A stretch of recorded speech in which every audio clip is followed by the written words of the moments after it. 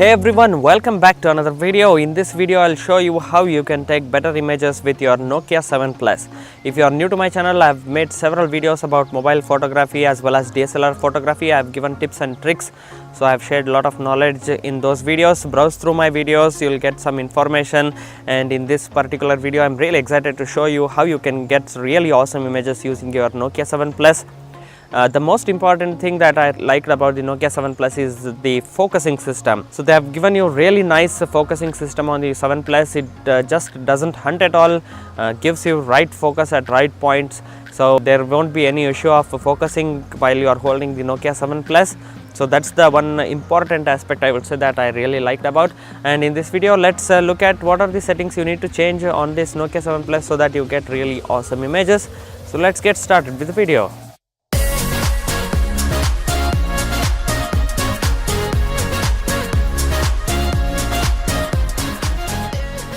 So dear friends, this is the Nokia 7 Plus camera user interface, and they have given you quite a number of settings here, as you can see, and you will be already knowing several settings, I hope. So let's take a look at the interesting settings that you can tweak to get some really good images. The first thing I am going to show you is the HDR, because it is already here and it makes me easy to show you guys. So this is the HDR auto. As you can see, you can set it to auto, it decides on its own based on the sensor. And the other thing you want to do is to forcibly turn on the HDR. Say that you have the shadows dark and you have some highlights which are blown up. That time you can compensate the highlight as well as shadows by enabling this HDR. So HDR basically is a high dynamic range. You will be knowing already that because there are quite a number of videos about that. But what it does is it gives you shades of black and shades of white. So it covers basically every shade of black and white to compensate and give you some really detailed images. That is why this HDR is really helpful in certain situations and really gives you that extra depth of field. So this is how you can use the HDR. You just turn on the HDR and just tap a picture, and let's turn off the HDR and take a picture as well. So now you can see with HDR on and HDR off. So let's turn off the HDR for now. So guys, the next interesting setting is the picture-in-picture mode. Now you have the single, which is the only rear camera that gets activated. You have the dual, that means you can capture the picture and half the frame you can also be there in that particular picture. So that gives an interesting perspective, and you can also tell that you were in that particular location, you were capturing the picture. So that way it's really interesting. The another thing is the picture-in-picture, wherein a short frame, small frame will be there at the corner of the picture, so that rear camera captures full image and you will be on the corner of the image. So that way you can convey that you were in that location. And you can also take the selfies of your friends and still you get the rear camera picture as well. That way you can share your images and convey that you were at that particular location having some fun. So that's the use of this picture-in-picture mode. So the next setting is the beauty on and off. So you can manually turn on the beauty mode, and you can increase or decrease the level. So there are, I think, 4 stops of beauty levels. So you can manually turn on that. Say that you have some persons in the picture over here, and you can use this beauty mode as well as capture the landscape. So that way beauty mode helps. The important setting lies inside this stripe mode. So here you have live bokeh, there is pro mode, there is panorama, and the normal take photo. Right now we are in photo mode.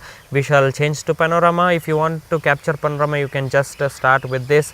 And as you can notice already here, the other brands, the other cameras offer panorama in the vertical fashion, but Nokia 7 Plus is giving you to capture panorama in horizontal. I think horizontal makes a lot of sense.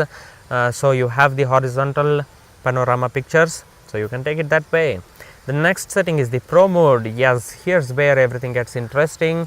This is the pro mode from the Nokia 7 Plus. As you can see, you have got the auto white balance setting, you have the manual to autofocus, you have the shutter changing setting, you have the ISO. You can also compensate the exposure value.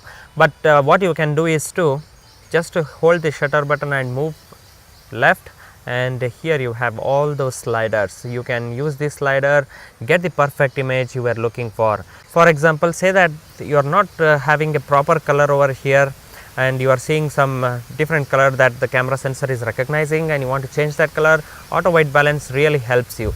See, you can just move like this and you get the daylight, you get the sunset. There are predetermined white balance, so you can change that and see which one gives the accurate color. For example, if this shade mood is what I get the correct color, so I just tap on the shutter button. This way you can utilize the custom white balance. Fortunately, you cannot change the number. Say in Vivo V9 and other mobile smartphones, you have the custom white balance wherein you can change the number and get accurate colors of any picture you are taking. But unfortunately, Nokia 7 Plus gives you just some preset modes you can change and hope that you get the proper image. So that's quite a disappointing thing, I would say, for 25,526,000 rupees mobile. The next setting you are seeing here is the focus. So this is the manual. You keep on moving the slider and it goes to infinity. So this is the landscape image that we are trying to capture, and here the infinity focus will really help and gives you sharp image. Sometimes what happens is, if it doesn't recognize or doesn't focus properly where you wanted to make that focus, it is not focusing properly, what you can do is just go swipe like this and you have this focusing method. You just move it to infinity and capture the image. This way you get really sharp images every single time. So this way you can use this manual to autofocus, and even it helps in while you are capturing close-up and macro images. Say that you are capturing an image of a flower, then what you can do is you can just keep it to first stop over here and expect some really sharp images of the close-up shots. So this way this manual to infinity focus really helps. Okay guys, the next setting here is the ISO change.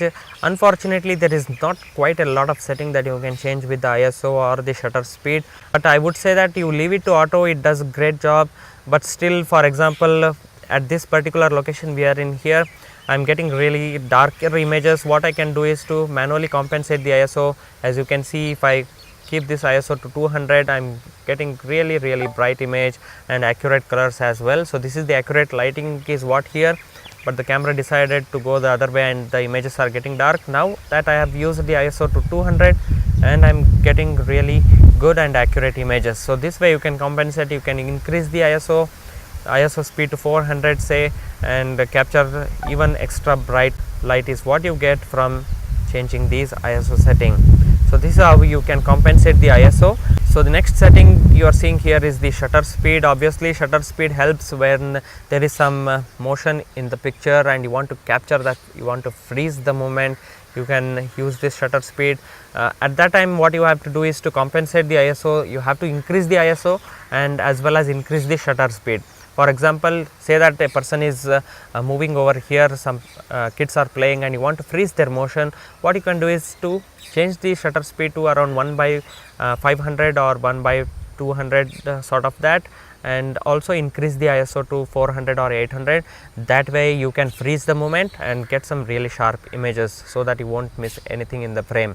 And another trick you can do is to keep the ISO to minimum number and increase the shutter speed. That means reduce the shutter speed. That is what you get with the 4-second, 2 seconds, and that way you can actually get some smooth silky movements of the waterfall and such things. So keep the shutter speed to 2 second or 4 second. You have to do some trial and error to get accurate images, and keep the ISO to minimum number so that you get smooth and silky images. This is the trick that we use a lot of time to get different type of images. So that's how you can utilize the shutter speed, and if you just bring it down to all the way to down, it will set to auto, as you can see. Next interesting setting that I will show you here is the change in exposure value. This is the exposure value, plus or minus is what you are seeing. You can compensate the darker and brighter images using this exposure value. In this particular situation, I am seeing that there is quite a little dark over here and the exposure is not properly set. What I can do is swipe like this, increase the exposure value to +1 or +2 depending on the situation, and then capture the image. So that way you get some really bright image.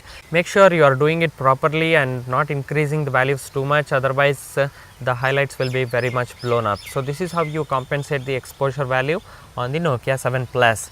So the next setting, as you can see here, we have the live bokeh. What it does basically is it recognizes a particular subject by itself, and the rest of the subject will be blurred, so that you get a particular subject in proper focus. But I find it not so intuitive and not so working properly, because it does not quite recognize close up subjects properly, and it searches for the landscape pictures as this, which is quite a bummer, I would say. So the live bokeh does not work properly as intended, so that's one disappointing thing. And as you can see, if I point out my watch here just to show you an example, and I am tapping to focus, it is really trying hard and not giving proper focus at all. So it's a very disappointing thing that Nokia hasn't implemented properly. Hopefully we get some software update so that it wakes up properly. So it is telling me it is too near, although my hand is very much stretched and I am holding the camera over here. It is really trying hard. I have also tried several other methods, but it doesn't quite work. Live bokeh, Nokia fixed this live bokeh on the Nokia 7 Plus, so that's quite a bummer here.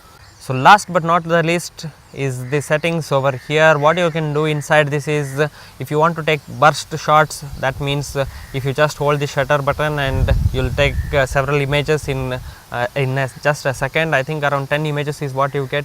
If you just tap and hold that, you can enable it from here. This is the shutter control, and the next one is the shutter sound. If you want that shutter sound, clicky sound, you can enable from here. And another thing to utilize is this grid mode. So rule of thirds can be utilized from this grid mode. If you just enable this, what you get here is the grid mode. That way you can really see that everything is according to the horizontal, everything is level, and get some really pro looking images. So that is how you can utilize this grid. I suggest you enable this grid every single time. And there is this zoom mode here. There is 1x. If you just tap and hold, you get this slider, and you can actually just move the slider upward like this, and up to 10x zoom is what you get. But this is just a digital image zoom. That means just as you take this picture and you zoom it manually, how you see, how blurry you see is what this does. So it doesn't really work, but I would say up to 2x is what decent you can use and get some zoomed images as well. So that's quite a nice thing that they have given. So in some situations, if you just want more zoom, you can always have this up to 10x zoom. So this is how you get with the 10x zoom, and this is how you get with the 2x zoom. So as you can see how the zooming affects the image quality. So another setting to change here is the watermark. So this is how you can use the watermark and get Nokia Zeiss location and weather info attached to your image. The next one is the mirror photos for front camera. What it basically does is, if you are seeing some flipped images of yourself, you can always disable that. Otherwise you can enable and take the mirror photos of yourself from the front camera. So it affects the front camera. The next one is the location tag. So you can GPS tag any of your picture and make sure that you have taken this image, particularly when you import that into the PC or your laptop. That way you can organize your pictures according to the location as well. So that way it helps. There is the data storage, there is the resolution. So you can change the resolution from 12 megapixel to 8 megapixel and get the 16:9 aspect ratio, and you have the 4:3 aspect ratio in 8 megapixel, 2 megapixel. So this varies, and in order to cover the full frame, that is 18:9, you only have one option, and that drastically reduces the image size to 8 megapixel, which is quite a disappointing thing, I would say, because you are capturing full size image and but still it is reduced to 8 megapixel. So that's the quite a disappointing thing. So if you want to utilize full resolution images, you have the 12 megapixel at 4:3 aspect ratio. You can also change the resolution of the front camera. Here itself you have the 16 megapixel front camera. You can change it to 12 megapixel and aspect ratio 1. So the another thing that I didn't like about is that they have not given you 1:1 aspect ratio, which a lot of other smartphones give you these days. It really helps capture images for social media. So it will be very quick and you don't have to crop the images as well. So that way it really helps, but there is no 1:1 aspect ratio. Nokia, if you are watching this video, implement that 1:1 aspect ratio and also tweak a little bit about that live bokeh. So these are the settings that is available on the Nokia 7 Plus. I hope you like this video, and inside if you just tap on this video mode, what you have is the 4K Ultra HD mode. If you just tap on the settings, you can change the resolution of the video here. So you have the 4K Ultra HD capture and there is no optical stabilization, so you get some wobbly, little bit of shaky images, I would say. So and you have the 1080p 720p full HD at 18:9 aspect ratio as well. This is a neat thing they have implemented, because you get to capture 18:9 full frame at full HD. So that's quite a good thing that they have given. There is also slow motion, which you can capture slow motion and get some really slow footages. So you have the time lapse, and there is the video mode itself. Another thing that you can notice over here is the if you just go to the video mode, what another thing you can notice here is the surround, front and rear. So all these microphones will be activated, and it records some surrounding sound as well, so that whenever you plug the headphone and listen to your videos that you have captured, it really gives you surround depth of effect. So whatever sound you have in around you, so you can capture that really well. You also have the option to activate the front microphone only, so that if you are vlogging, it really helps capture your voice only, and the rear microphone will be disabled. You also have the option to enable the rear microphone. So these are the options that is available on the Nokia 7 Plus. I hope this video gave you some insight, some information. Hit that like button guys. See you all in the another one. Till then, take care. Bye bye.